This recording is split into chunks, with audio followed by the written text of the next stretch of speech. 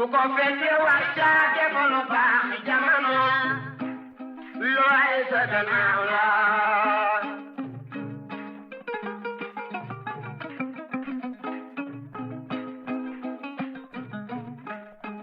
jamono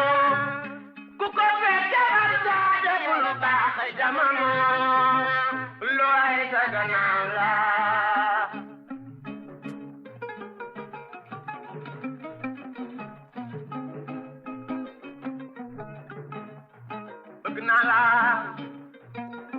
bëgguma la jarul coow nan booloo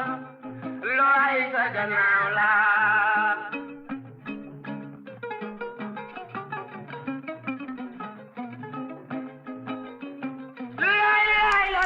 salaamaaleykum mbokki xarit yu ji teewlu ci i rajo ñoo ngi leen di nuyu bu baax a baax tey am mbégte lool di leen dalal ci seen jotaay bi ngeen taamu di xew-xewu jamono 9h tegal na 18 minutes di jaajëfal bu baax équipe bu Dakar Direct bi leen doon accompagner depuis 5h45 ci seen matinale d'information Dakar Direct ñu jàll ci xew-xewu jamono di jotaay bi ngeen taamu sant yàlla bu baax itam bi mu ñu mayee ñu teewewaat ko ci semaine bi ndax ci ànd ak yéen comme tous les lundis. ak tous les vendredis xew-xewu jamono professeur Mbaye Thiam lañ ciy àndal mbégte la ñuy am saa su ne di seq ak moom jotaay bi professeur ñu ngi lay nuyu bu baax a baax di la dalal ci xew-xewu jamono. Mohamed ñu ngi lay delloo nuyu di la delloo ziar di jaar ci sa jëmm ji di nuyu di ziar bokk yu baax yi ñuy déglu altine ju jot ak ajjuma ju jot fii ci li ñu tudde xew-xewu jamono. ci i rajo di leen ñaanal semaine jàmm ñi ngi ci altine ji nga xam ne ci semaine bi la ñuy dugg génn ci semaine bi ñu doon defee mawlidu nabi sallallahu alayhi wa sallam ñu di leen ñaanal ñoom ñépp képp koo xam ne ki yaa ngi déglu émission bi wala daan ko déglu yàlla na la yàlla defal bésab jàmm yàlla na yàlla defal semaine jàmm atam jàmm dañu fekk lépp te tal ko amin professeur ñu la koy ñaanal bu baax a baax ñaanal ko également ñi nga xamante ni jamono ji ñoo ngi ñuy topp ci i rajo ci suñu fréquence yu wute yi fépp ci biir réew mi ci Sénégal wala ñu nekk bitim réew di ñu topp ci suñu application bi di nuyu bu baax a baax waa Brazzaville professeur ñoom ñi nga xamante ni dañuy teewlu bu baax a baax itam ak suñu internet yi ànd ak ñun ci suñu page Facebook di i rajo Sénégal professeur tey bokk na ci lu ñu war a waxtaanee ñun ñoo ko diggoon suñuy auditeur ginnaaw bi ñu ko ubbee woon fukki fan ak benn ci weeru octobre muy procès bu Thomas Sankara ginnaaw bu ñu ko faatee moom mi nga xamante ni mooy ki jiite woon Burkina Faso loolee nag procès bi boobu ba léegi ñu di koy xaarandi ñu ubbi woon que le 11 avocat yi ñaanoon temps ngir étudier li nga xamante ni moom moo di dossier bi tey jii la ñu koy dooraat foofee nga xamante ni moo di ca Burkina Faso mais bu ñu delluwaatee tuuti ginnaaw faatuk Thomas Sankara mbir mi yàgg na 87 ba léegi mais à chaque fois ñëpp ñoo porté combat bi ñu ci bëri ni li nga xamante ni moom moo ci xew dëgg dañ koo war a xam ba tax ñu tuddee ko procès historique lan moo waral dayo boobu noonu. waaw Mohamed wax nga dëgg dige bor la te keroog bi ñu ubbee fii ci atte bii ñuy atte ñi reyoon Thomas Sankara dañoo jàppoon ne comme ñi ngi door a ubbi dara xewagut nan ñu may ñu taaxirlu ba ca kanam ba gis fan la procès bi jëm ñu door cee dellu si waxtaan ak nit ñi waxtaan woo xam ne dañ koy tënk ci ay pas-pas yu wóor ndax njariñ mën cee génne ci diggante bi magistrat yi séq projet bi renvoyé ko dal ne comme avocat yi nga xam ne ñooy défendre ñi nu jàpp dañu ñaanoon ne dossier bi dafa rëy ñu ngi wax naan ay junniy 20 000 pièces 20 000 pièces ci dossier bi ñu ne nan leen may ñoom it ñu gëstu pièces yi door a mën a ñëw loolu it mënees na koo nangu ndaxte tubaab bi dañuy wax ne bu ñuy atte nit fii ak daanagun ko dañuy jàpp ne deful dara la présomption d'innocence fii ak daanagun la ne yaa ko def daan na la nangam dañuy jàpp ne defoo dara donc défense dafay lu sacré ci procès ñu may leen ko tey nag muy ubbi li tax nga wax ne procès historique la bokk na ci dayoo procès bi parce que man damaa jàpp ne Burkina Faso la ñuy attee tey ci tribunal boo xam ne loi yi nekk Burkina ñooy attee ay Burkina bi waaye man dama gëm ne c'est un procès pour l'Afrique. Afrique gépp dañu procès bi seen procès la. lu waral loolu. d'abord li xew na mu xewee ak ki mu daanu ci kawam ak ki nuy atte lu xew lan la moo di dañoo rey koo xam ne kii ak i àndandoom fukki nit ak ñett ñoo xam ne ñi dañoo yaakaaru woon non seulement pour seen réewam bopp mais pour Afrique yëpp ndax tey ci tey gone yi nga xam ne dañuy créer ay mouvement tudde ko mouvement sankariste ñi ci ëpp ba Sankara yi dee wala ba muy jël pouvoir bi watoo juddoowuñ wala bu nu juddoo it xamuñu ko woon ndax gone lañu woon mais li mu junjoon commencé di ko def am ci ay jéego dafa nekk un héritage africain donc procès bi c'est le procès de l'Afrique ñëpp ñi nga xam ne ñii dañuy bokk ci Afrique muy francophone anglophone ak fu mënti nekk nga xam ne Afrique dafa leen a ñor li xew Afrique dafa leen a ñor ëllëgi Afrique dafa leen a ñor mais procès bi seen procès la moo tax ma tudde ko le procès du néocolonialisme. lu tax tur boobu néocolonialisme. mais parce que ñiy gëstu di seet lan moo lal ci suufu Blaise Compaoré rey nu mu teeti wala reylu nu mu teeti Thomas Sankara moo di procès bi buñ ko defee ba mu jeex ci sama gis-gis te situé wuñ ci biir procès bi responsabilité France. La France de Mitterrand ci biir procès bi on aura loupé le procès. da nga jàpp ni France loxoom dafa dugg ci mbir mi. xam nga bon àggee ci ne France joxe nañ ordre pour ñu lever le secret défense ci yenn documents yoo xam ne ay documents français la. pour éclairer procès bi loolu jeexal na ay wax kon xam nañ ne France procès bi ci rey gën rey Thomas Sankara ñoom dugg nañ ci mais suñu procès ba procès bi jeex. te waxuñu lan mooy implication ak niveau de responsabilité régime africain yi bokkoon ak Thomas Sankara ci sous-région bi te mu jaaxaloon leen ba ñoom ñëpp ñuy yaakaar wala ñaan mu jóge fi pour ñu am tawfeex mais procès bi am na lu mu luppe. ñu ciy tudd bu baax a baax Côte d'Ivoire ak Houphouët-Boigny. ñu di ci tudd Côte d'Ivoire ak Houphouët-Boigny ak ñeneen. Faut pas oublier que. nu mu teeti à l'époque France dafa am. ba tey jii sax may wax ak yow ay pion ci région bi yoo xam ne yii ay nit ñoo ko yore ay régime ngank ko nga xam ne buy def dara nu mu teeti bu cay dugal loxoom it pour bañ caa fés wala fees ci daf koy deflu loolu ban ci preuve yi moo di Blaise Compaoré mi nga xam ne bii moom ala kulliyaalin que mu ñëw fekkee ak mu ñàkk a fekkee implication boppam moom ci biir procès bi kenn mënu koo laam-laamee mais ba mu dawee Côte d'Ivoire la dem. ba mu ñëwee Côte d'Ivoire mais kan moo ko teeru mais Alassane Ouattara. bi nekkoon premier ministre Houphouët-Boigny par solidarité fidélité ou couverture des intérêts ivoiriens ñu daal di gaawtu jox ko nationalité ivoirienne pour ëllëg ak si biir buñ ko bëggee àtte ñu daal di lëkku ci li réew yu bari di wax ne dañu extrader seen citoyen daal koy làq nga xam ne kon. moom Alassane Ouattara nga xam ne moom c'est un Burkinabé d'origine. man dem naa ba woon ma kër gi nga xam ne moo doon këram ci Ouagadougou jaar naa fa plusieurs fois ñu ne ma fii moo doon kër nu mu tiiti Alassane Ouattara. donc comme àggoon na ci taxawaay ci responsabilité ba nekk premier ministre Houphouët-Boigny moom xam na ci régime u Côte d'Ivoire lan moo ci seen implication ci biir procès bi. dolli ca Blaise comme soxnaam ivoirienne la. mais yooyu yëpp dafay karaxal pratiquement li tax bi dara desul lu may extrader ko mais mu bañ ne du ñëw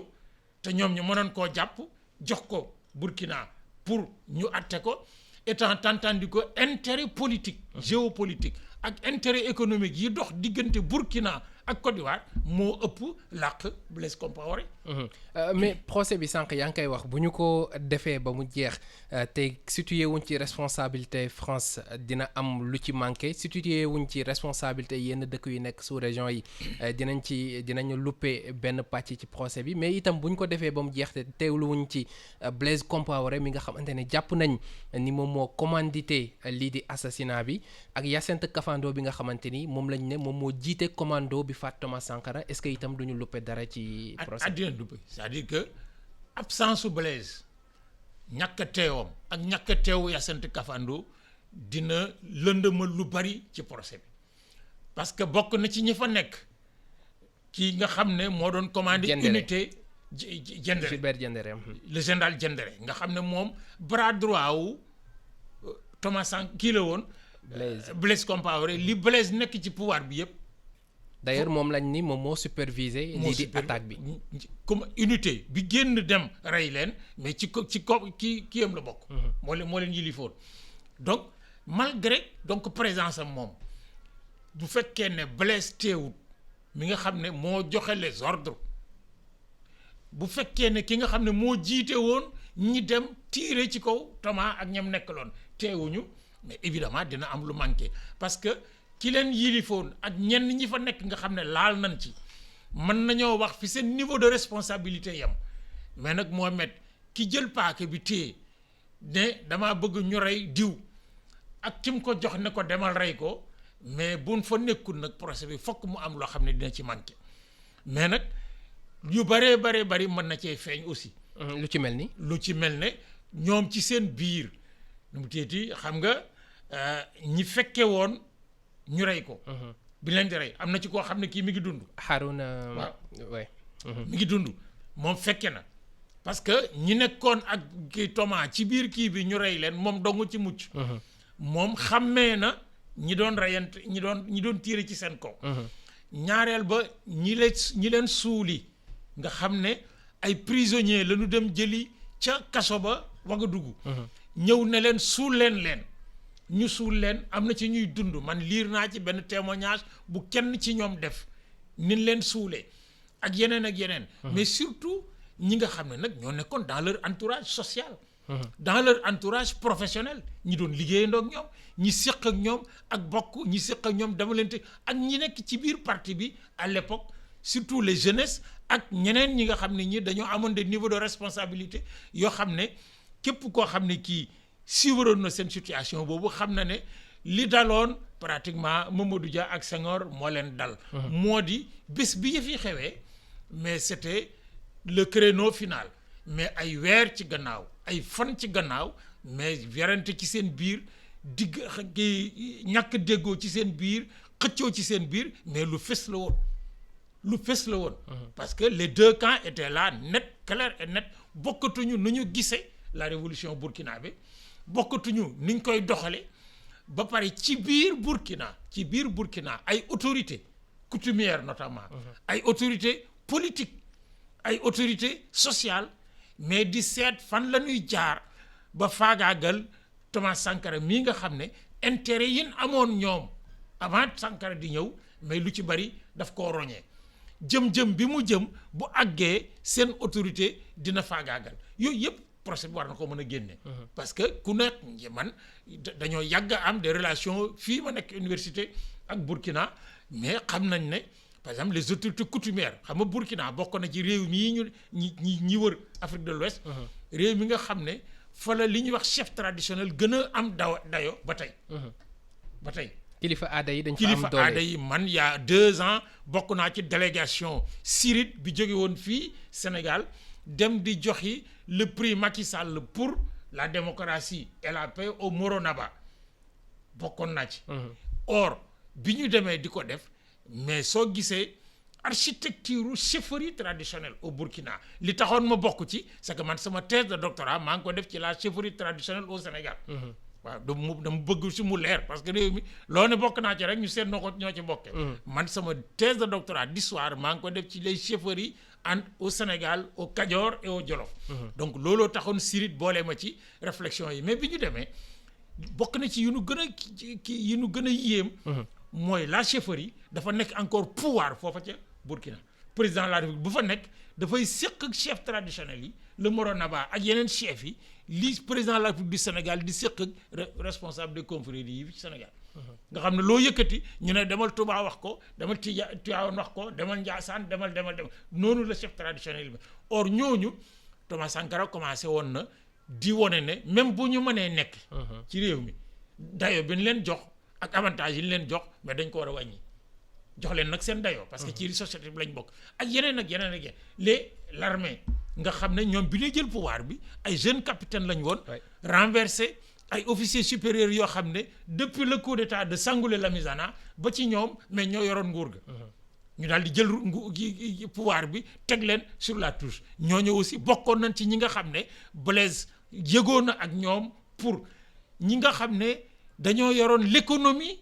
néocoloniale nga xam ne tubaab yi société tubaab yi ci ñoom lañ doon jaar pour aakimoo li ñuy bayee foofa lañ fay déqee ci suuf si muy wurus muy leneen ak leneen ñooñu nga xam ne Thomas Sankara demoon na ba affaiblir leen di commencer di taxawal une véritable économie nationale ñooñu aussi bokkoon nañ ci ce qu'on pourrait appeler la bourgeoisie nationale donc Thomas Sankara dañoo àgg ci bi ko Blaise di rey mais il y avait une vaste coalition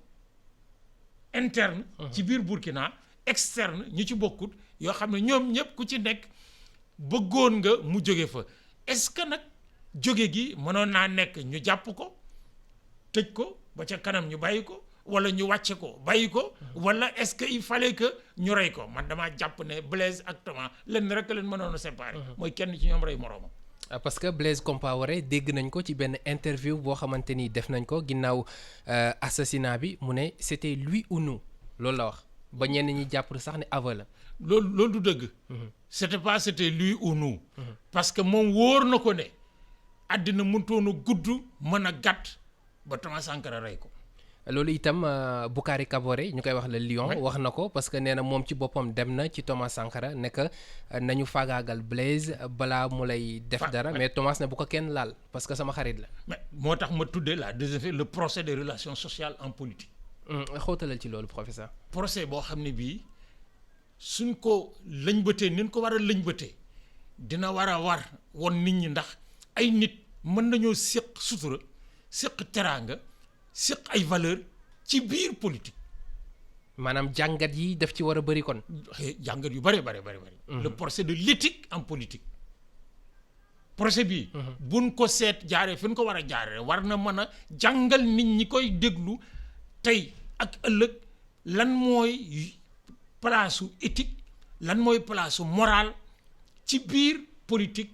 ak lan mooy place demalante ak dikkilante ci ak bokk wala ak xaritoo wala ak séq ak nu ngeen séqee ci biir politique or loolu nag c'est extrêmement important parce que man dama njort ne li xew diggante Blaise ak dama téeti Thomas Sankara Blaise def ko dafa remettre en cause l'amitié maanaam xaritoo ci biir politique xam nga Mamadou Dia bi mu génnee kaso nee na moo demandé Senghor recevoir ko parce que moom dafa bëggoon a assumer ba baa muy dugg ci suuf ne Senghor xaritam la woon or xarit nag nu mu teeti wolof daf ne kenn du ko séddoo dañ koy bokk rek ba àllaaxira ndax dafa yiir ñaar ñi ko séq ci seen defalante ak dikkalante ba ci seen biiri bokk ay nit ay famille xaritoo nañ ci kaw ñaari doomi famille bi ñoo xaritoo ba famille bi mujj nekk benn famille donc le procès de l'amitié en politique Mamadou Dia nee na bi mu génnee kaso moo di wax Senghor ne da koo bëgg a gis Senghor di hésité ba mu yàgg amatul pexe recevoir ko nee na bi mu duggee ci bureau bi taxaw Senghor taxaw jàkkaarloog moom ci boppam moo ree ne ko alors Sédar tu ne viens pas m'embrasser doo ñëw mu teet kii nee na loolu giifal pratiquement li woon ci seen xol ñoom ñëpp parce que nag am na foo xam ne ay nit dinañ fa séq Mohamed loo xam ne bundee ay nit bundee ay gor bundee ay ñu gëm yàlla am na foo xam ne doon fa àgg mukk waxoon naa ko bi Ablaye Wade jotee ak Idrissa Seck ne woon naa leen bu fekkee ñoom ñaar yëpp sédd nañ li ñu wéet ñoom ñaar di nas ak a nocci kenn fekkewu ñettee loon ku du yàlla bu nu séqoon bu ñu séddoon li nga xam ne ku ci nekk xamal nga ko sa moroom te yow rek a ko xam gannaaw yàlla bu nu séddoon li nga xam ne ci kóolute ak ci defalante ak dikkalante njureel gin doon wax ba kii naan maay sa doom kii naan maay sa baay bu nu séqoon yooyu yëpp ànd foo xam duñ fa àgg parce que nag Mohamed gis nga ab ànd bu yàqoo rek ñaar ñi ko séq seen sago daa matul parce que bu kenn ki sagoom matee mais ànd bi mën naa ma ñàkk a mel na meloon mais am na foo xam ne du fa àgg or Blaise nag dans cette affaire il a coupé une des essentielles fondations des relations sociales en Afrique mooy xarito l'amitié et la fidélité maanaam nan la ñaari nit di ànde dem ci sutura teraanga ba nga xam ne ku ci nekk sa moroom ngay gën a wóolu sa bopp xam nga Thomas biñ ko waxee ne Blaise a nga koy fexeel mais daf ne leen bu ma Blaise di fexeel nag kenn mënu ci dara ku du yàlla ndax benn sama xarita li ma xamal sama soxna sax xamaluma ko li ma ko xamal soxnaam sax xamalu ko bu may fexeel moom du ma ci mucc mun leen fexe ba ma mucc ci xam nga te ñi leen séq wax nañ ne biñ ko waxee ne kii kat boo ko jógalul mu jógal la dama leen man rus naa jomb naa jógal ko ce n'est pas au moi de trahir l'amitié loolu la leen du tout gis nga professeur Moustapha Kassé bii nekk yoon université dafa noppi rek di nit ku yiw di nit koo xam ne luy xam-xam mais lim ci xam ñu bari xamuñu ko ci d'ailleurs def na émission bu am solo ak Alassane Samba Diop moo ma wax ci làmmiñam ne ma am naa fa bésu ayu bés boo xam ne nelawuma lekkuma naanuma su ma génnee ci kii dem ci kee wax ak moom jóge fa génn ci kooko dem ca ka ma jóge woon di wax ba pendant une semaine bi ma sama liggéey laajee nag ma ñibbisi nee na bi may gunge ba ci aéroport bi ñenn ci seen collaborateurs yi li ma leen mujj a wax avant d'embarquer mooy fexe leen ba kenn ci ñoom du rey moroomam. Est-ce que c'était évitable bu ñu xoolee ñu bëri ni ñu ko waxee ak i tamit li ñu jàpp ne peut-être moom moo ci pàccu France rawatina ki nga xamante ni moom mooy Mitterrand jaarale ko ci ki nga xamante ni moom moo di Houphouët-Boigny ba ci Blaise Compaoré est-ce que lu mënoon a ñàkk la. mënoon na ñàkk bu fekkoon ne ñaar ñëpp ku ci nekk yaa mën sa bopp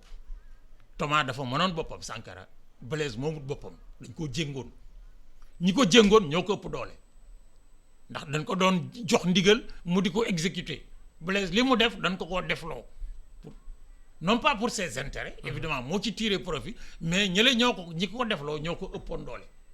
or liñ ko defloo mu def ko Thomas Sankara mënuñu koo defloo Thomas Sankara mu jëm ci Blaise bu nekkoon rey ko mu taxaw jël rajo yi ne leen duma ko rey diw ne na ma rey ko duma ko def mais Blaise nag la France de Mitterrand or Mitterrand nag c'est un personnage extrêmement complexe. ci lan. mais xam nga Mitterrand nit ñi dañuy fàtte ne avant d'être le socialiste nu mu téyeti du fameux congrès du parti socialiste qui a assuré la rupture mais il a été ministre des colonies nag sous le régime colonial. ba pare Mitterrand a une trajectoire politique très complexe yoo xam ne am na ci yoo xam ne yii sax boo ko xamee da ngay laaj nan la mën a nekkee di revendiquer un homme de gauche. dem na ba ci sa vie sociale qui est assez atypique nag en France foofu rek laay mën a yem mais d'ailleurs am na livre boo xamante ni génn na fee le dernier secret de Mitterrand mais kii ci koo xamante ni ñoom ñaar sekkoon c'est pas le dernier on va découvrir de secret en secret mu teeti sur Mitterrand de secret en secret parce que dama li ma la wax nit ku complexe la woon moi j'ai travaillé beaucoup avec un garçon qui a une extrême connaissance des archives françaises boo xam ne fi mu mën a yem rek lay yem man it fi ma mën a yem laay yem mais ça fait dafa bokk na ci nit ñi gën a complexe donc demoon na ba moom ci boppam nu mu teeti Blaise Thomas Sankara nekk président ñuy organiser ay rencontre Afrique France muy taxaw moom mu taxaw mais mënatu ko muñ mais Houphouët-Boigny mais Thomas Sankara était nu mu teeti une épine dans ses yeux parce que Burkina nag de l'époque ak Côte d'Ivoire mais presque benn réew la est-ce que moom it xam nga ne Burkina territoire bi mais 1933 lañ ko kii mais pendant un demi-siècle Burkina Haute-Volta supprimé nañ ko rattaché ko ci Côte d'Ivoire créé waat ko supprimé waat ko rattaché ci Côte d'Ivoire créé waat ko c'est-à-dire ñoom dañoo ki colonie dañoo lëkkaloo. dañoo njàkk mën a naka jekk dañuy jàpp ne Haute-Volta ak Côte d'Ivoire benn état la. benn état la preuve bi ñu demee ba créer nag la colonie le territoire de la Haute-Volta teewut ñu def ko arrière base u Côte d'Ivoire pour l'exploitation de l'économie de plantation. moo tax soo demee Côte d'Ivoire tey mais ñi fa ëpp bokk ci ñi fa ëpp doole sur le plan économique ci plantation yi di ay originaire du Burkina. bi ñu demee ba les BT la bëgg leen a kii avec nu mu teeti l'idée saugrenue de l'ivoirité. mais xam nañ ne du sotti or yooyu yëpp nag boo ko jàppee daf lay indil pratiquement suñu wax ju njëkk ja moo di procès bi comme c'est le procès du néocolonialisme. maanaam procès boo xam ne day wane ne France ñi mu coloniser woon notamment en Afrique de l'Ouest ba tey mi ngi dugal loxoom ci seeni affaire def na sax ba àgg ci rey ay nit. parce que Blaise Thomas Sankara n'est pas le seul mais au Togo. mais le président de la République bi Eyadema rey mais France loxoom daf ci at dugal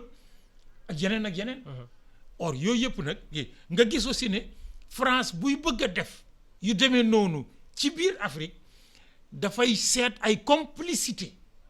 ci yeneen état yi ko wër pour ëllëg ak si biir bu ko defee ñooña taq ci ba duñ ko mën a dénoncer. Côte d'Ivoire la ñuy wax nag parce que moo leen gën a jege mais man gëm naa ne du Côte d'Ivoire rek. am na yeneen ñu ci bokk bu nu gëstoo ba ca lekk yi am na yeneen chef d'état d'autres pays dans la sous-région yoo xam ne bi ñuy def le programme de liquidation de Thomas Sankara seen loxo laal na ci. moo tax procès bi nekk un procès pour l'Afrique. ñu gis tamit li nga xamante ni mooy dossier yi ñu classé woon secret défense Emmanuel Macron ba mu fa demee waxoon na ni dina ci yëkkati mais am na ci yoo xamante ni am na ku ñuy tuddee Paul Baril bi nga xamante ni ku jege woon Mitterrand la nee nañ le lendemain assassinat Thomas Sankara moom moo ñëw yàq yooyu est-ce que loolu itam du am benn du ñu buté ci yooyu nga xamante ni mënuñu si jot. xam nga man archiviste nag man yooyu boo ko waxee. damay dellu si ci li ma jàng di ko jàngale. xam nga France bokk na ci réew yi nga xam ne ci àddina ñoo ci gën a gëm luy archive bokk na ci réew yi nga xam ne ci àddina ñoo ci njëkk a taxawal démarche scientifique pour organiser ay archives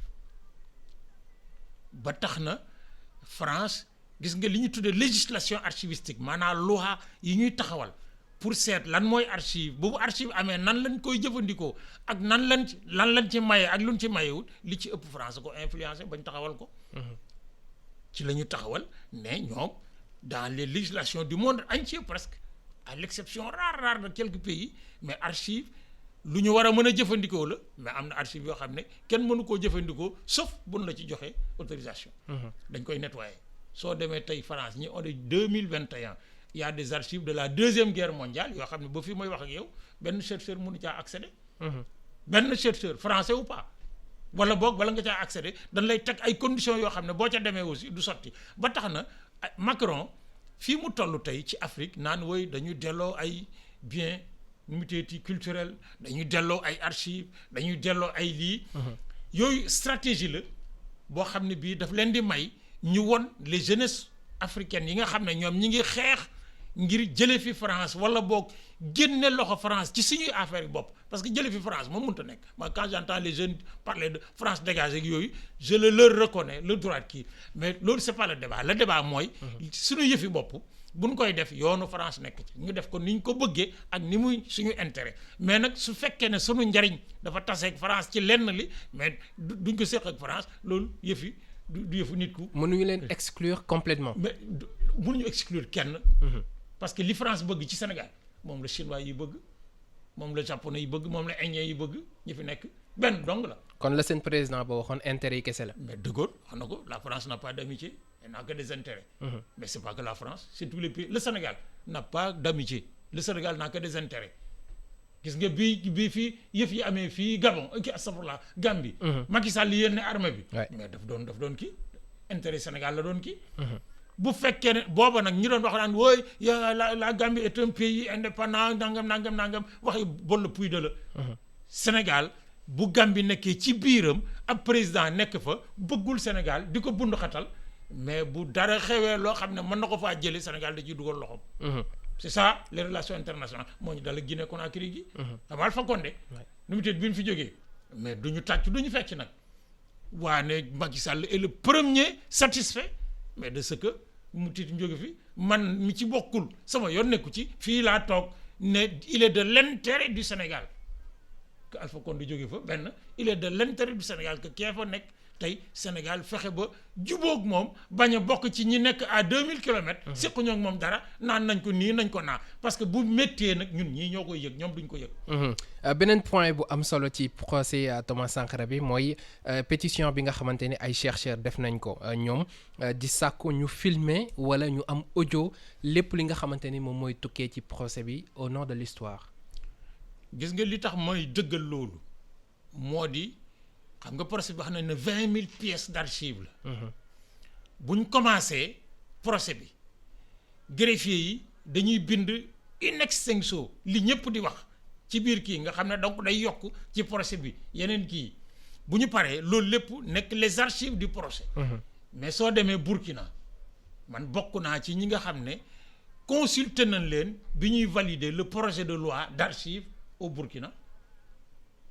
2020 gii bokk naa ci ñi nga xam ne consulté la direction des archives nationales du Burkina laaj na leen leur avis scientifique et technique ci projet de loi d'archives bu ñu fa or le projet de loi d'archives du Burkina comme toutes les lois d'archives dafa ne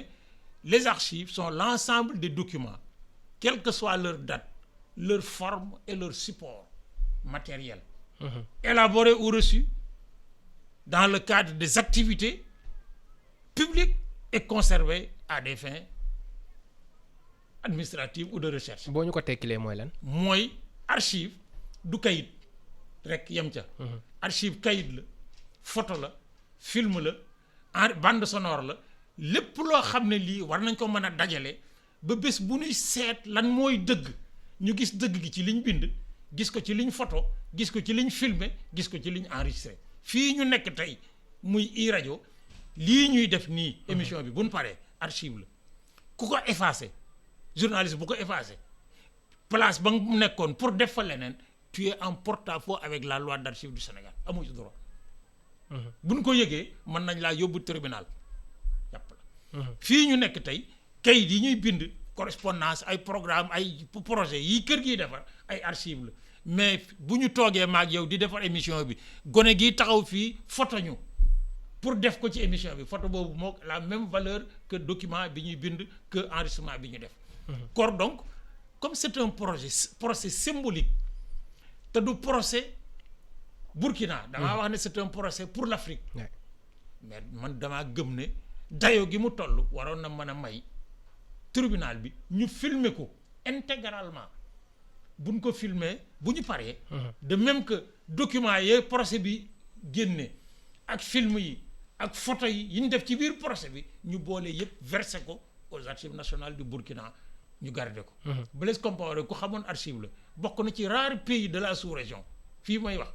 rares pays de la sous-région yoo xam ne seen archive nationale mi ngi dépendre ci président de la République or loolu Blaise a ko fa def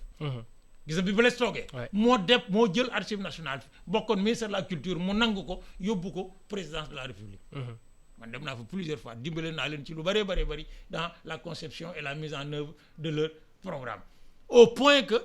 mais man bokkoon naa ci wax naa ko fii bés délégation bi demoon joxi Blaise mais la médaille du conseil international des archives parce que dafa xamoon ne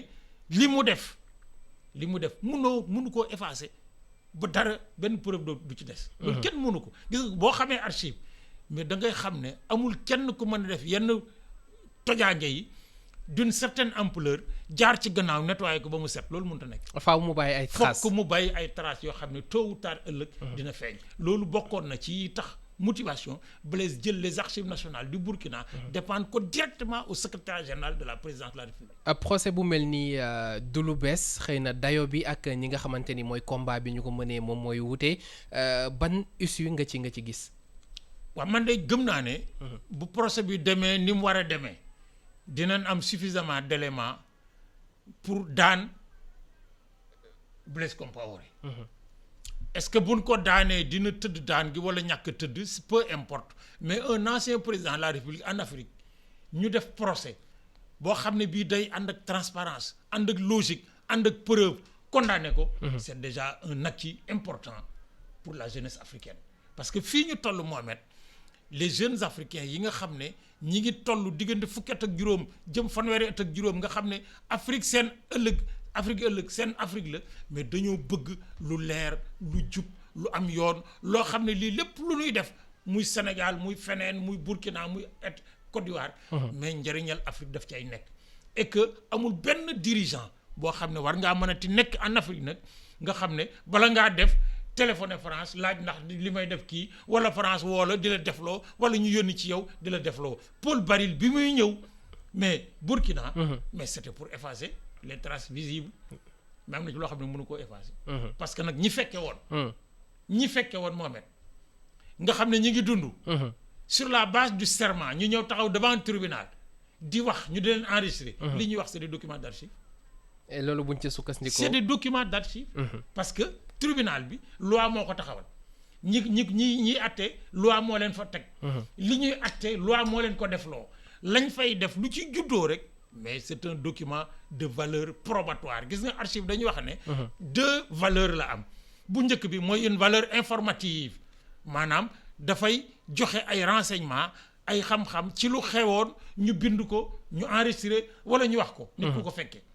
mais deuxième bi moo gën a ëpp solo mooy la valeur probatoire valeur de preuve en droit gis nga waa ji taxaw ñu ne ko yaay kan mu ne mën a diw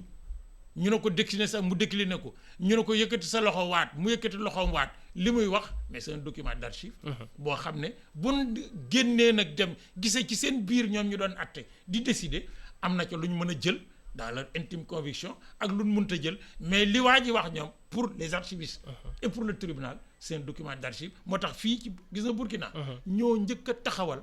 archiviste boo génnee war a liggéey da ngay dem tribunal prêter serment ñoo ko njëkk a taxawal en Afrique ndax xam nañ solo bi mu am ba Sénégal gii 2006 lañ def loolu te ñoo leen njëkk a am loi d'archive mais 2006 la Burkina ko njëkk a def c'est-à-dire archiviste bu génn balaa liggéey dem tribunal yëkkati loxoom waat ni magistrat di waate ni avocat di waate pour que document yi ñu koy jox d'abord mu garder ko parce que bu document yi réeree preuve yi réer na et que moom yi ñu ko dénk mu xam li ci biir mu xam fi mu ciy yem ndax yenn saa yi bu lépp génnee mën na toj dëkk bi ma détaillé ku mel ne Mbaye Thiam ne li mu xam ci archive lenn dong nga tax du ko wax ci réew mi d'abord archiviste la donc dafa war a respecter xam-xam bi muy jàng di ko jàngale ñaareel ba ci réew mi laa bokk te lépp lu yàq réew mi waruma caa bokk ñetteel ba nag ki yàlla yiir pour le moment sutura ku xaw yi sutura nga xamoo yàlla professeur Mbaye Thiam kàddu yooyee am na solo mbégte lu ñu amoon ànd ak moom ci xew-xew jamono ci suñu numéro bu njëkk ci semaine bi ñu doon dikkaat ci ubbiteeg procès bu Thomas Sankara ginnaaw bi ñu ko ubbee fukki fan ak benn dàqoon ko ba tey ñaan fukki fan ak juróom lépp loo xamante ne xibaar la itam dinañ ci ànd ak yéen ci iRadio ci ITV ak itam ci imedia.sn ak suñu plateforme digitale bi yëpp professeur maa ngi lay sant bu baax di la gërëm jox la rendez-vous aljuma incha allah. Mohamed yàlla ñu yàlla yóbbu ci ajjuma buñ ci àggee yàlla nañ ko tal yàlla nañ ko fekkee lépp lu ñuy wax fii yàlla nay njariñ yàlla buñ ci gis suñ bopp ndax buñ ci gisee suñ bopp rek mais dootu njariñ ci askan wi te askan wi nag moo ñoo ñu ëpp solo ci li ñuy wax bala maa tëj rek nga may ma ñaari yëf rek bu gàtt bu njëkk bi moo di ñaanal sama mbokk sama xarit muy Abdoulaye Thiam bi Sénégal xamoon ci Thiam Gaynde nga xam ne ñaar fukki at fu équipe nationale du Sénégal dem ci àddina ñu séen ko mu sol bopp gaynde ba mu daan teg ci boppam di ci sonn la mu daan def kenn fayu ko ci poste la doon liggéeyee agent poste la doon liggéey da doon liggéey di fayu amoon na métier gor pire la mais dafa bëggoon réewam di patriote bëgg football ak sport tax muy def bu liggéeyul rek bu nekkul ci famille am rek nekk au service de sa patrie lu ne daj na ko ban daf ma daan nett li coono yi ñuy daj ci àll bi mais nag loolu mooy bëgg sa réew te képp kuy jullit wala nga gëm yàlla xam nga ne bëgg sa réew bokk na ci jaamu yàlla ci xeetu jaamu yàlla yi moo génn àddina démb ñuy lever corps bi léegi nu mu teeti ci hôpital Fann bu ma jógee fii ci kattanu yàlla fa laa jëm di ko yóbbu Linguère di ko denc muy sama mbokk di sama xarit sama caatom ndey mi nga xam ne ñoo bokk ndey ak bay bayam lañ ko tuddee ba pare mu doon sama wëllëre di sama xarit yàlla na ko yàlla xare àjjana amiin yàlla na ko yàlla atti ci yërmande suufas Linguère sën ko jëme yàlla na sedd ci koom amiin ak képp kum fa fekk ak bépp jullit bu ko jiitu barzaq ñaareel ba moomet mooy lii xew Casamance bërki démb gone yi daanu ci ndell gi mu éclaté ci ñoom miin bi ñu di leen ñaanal d'abord ñi ci gaañu di jaale seeni bokk di wax ne bi militaires yi songee rebelles yi ba def liggéey bu rafet bi ñu def boo xam ne képp ku bëgg réew mi mën nga cee ànd des na nag la deuxième phase moo di nit ñi dellu si ci fañ dëkkoon dellu si ci seeni tool bayaat ko participer ci développement réew mi bokk na ci yi koy ñoŋal mooy ñu def le programme de déminage de la Casamance ku ci ànd bëgg nga réew mi ñu bokk ñun ñëpp ku ci àndul dafa am leneen loo bëgg lu du réew mi ñu ngi leen di jaale seeni bokk di leen ñaanal ñoom ñi ci gaañu nga xam ne ay gone lañu wax nañ ne ñi ci gaañu ay étudiants lañu woon ak ay élèves xam ne kon ñette far ndell googu ba ñu dee ci mais ñoom ku ñu mënti doon seen patriotisme des na ku ñu mënti doon seen bëgg réew mi des na kooku xam naa professeur il faut ñu am ci benn numéro incha allah ci li nga xamante ni moom moo xew foofee ca Casamance xew-xewu jamono la woon àndoon ci ak professeur Mbaye Thiam si kàddu gi Mohamed Kandji El Hadji Birane Cissé moo féete woon ci xarale gi Fatima Ba ci digital bi jaajëfal leen bu baax a baax ci ànd bi